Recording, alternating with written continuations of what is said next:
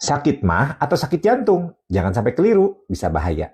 Halo semuanya, dengan Dr. Erta, spesialis jantung dan pembuluh darah dari Klinik Kera. Kali ini kita akan membahas soal MA. Iya, penyakit yang sering kali dianggap remeh, tapi ternyata bisa membuat banyak orang panik. Terutama kalau nyerinya itu mirip dengan serangan jantung. Pernah nggak sih tiba-tiba dada itu terasa nyeri atau terbakar? Lalu bingung, ini cuma MAH biasa atau ada yang lebih serius? Nah, kita akan bahas satu persatu, mulai dari apa itu MAH, penyebabnya apa, dan cara membedakannya, sampai kapan kita harus waspada kalau ini berbahaya untuk jantung.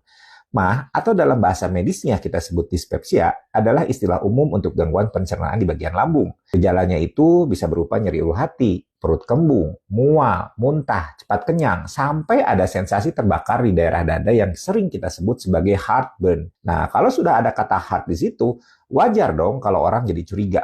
Apa ini ada hubungannya dengan jantung?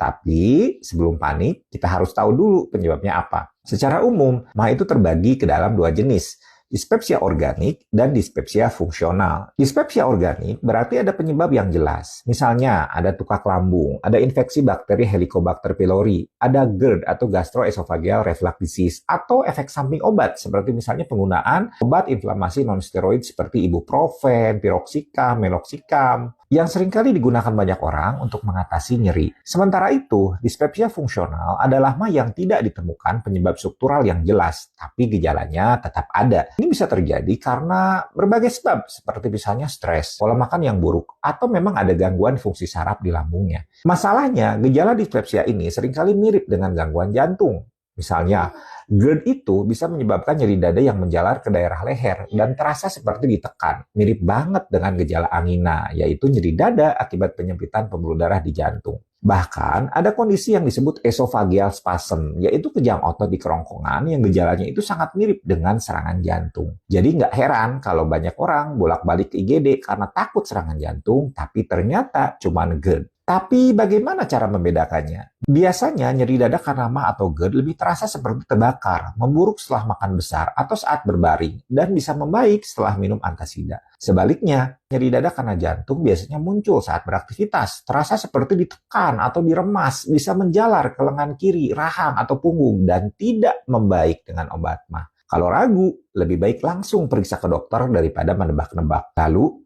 mana yang bisa berbahaya untuk jantung? Jawabannya adalah dispepsia organik yang berkepanjangan, terutama jika disebabkan oleh GERD kronis atau infeksi H. pylori. GERD yang tidak ditangani baik itu bisa menyebabkan inflamasi kronis yang dalam jangka panjang dapat memicu stres oksidatif dan meningkatkan risiko penyakit jantung. Selain itu, pola makan buruk yang sering menyebabkan MAH, seperti konsumsi makanan